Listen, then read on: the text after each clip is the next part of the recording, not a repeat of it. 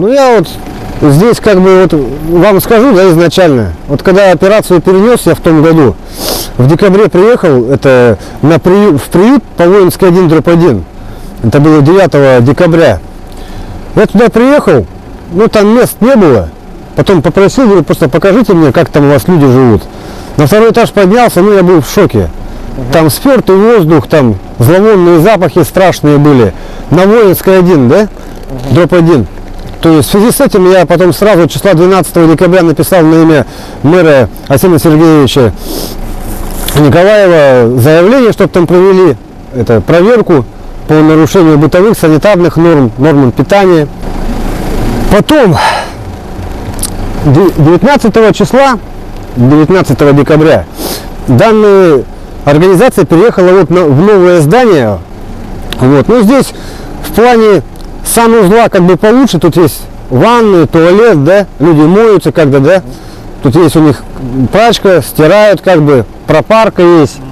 Это плюс, потому что контингент разный как бы, да, вшивые, больные, заразные, т.д. и т.п., да. Он, прошу обратить внимание, да, вот я читал как-то газетку «Якутск вечерний», там вот ясно было сказано, что внизу вот Тарабукин Георгий Алексеевич.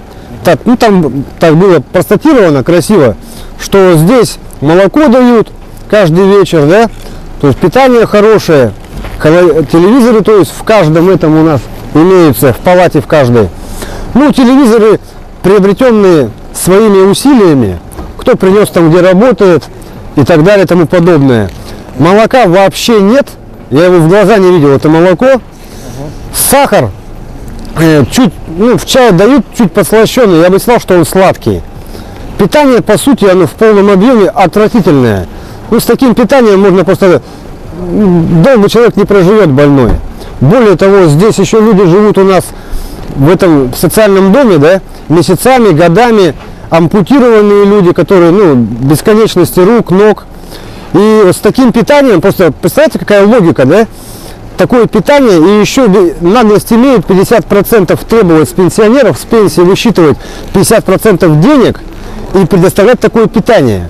Вот с людьми общался, которые раньше жили на Воинской 1/1 в приюте, да? Мне рассказывали, что там 14 человек, может, больше в том году ноги протянули.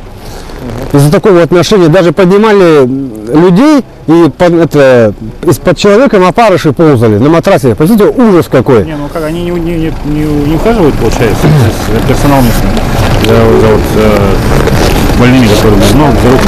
Ну, здесь есть медики. Ну как тут, есть фельдшер, потом есть медсестра старшая, ну и помощник. Потом, ну, фактически с поликлиники там или с больницы откуда-то приезжают. Но постоянно их здесь нет.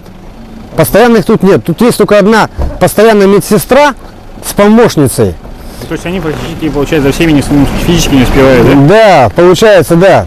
То, что вот, ну, может, у них тут помещений не хватает. Ну и так далее. Это надо просто вот еще. В местах не столь удаленных, да, ну, еще не забуду. Да, я в жизни оступился, тоже отбывал наказание в исправительной колонии.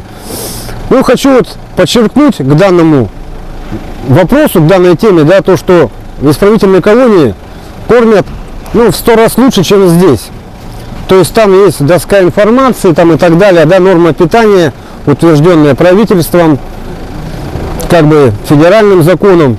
То, что, допустим, идет какой-то там продукт, хлеб, сахар, яйцо, соль, там, ну и так далее, тому подобное, мясо, рыба, да, и сколько кому по граммам положено.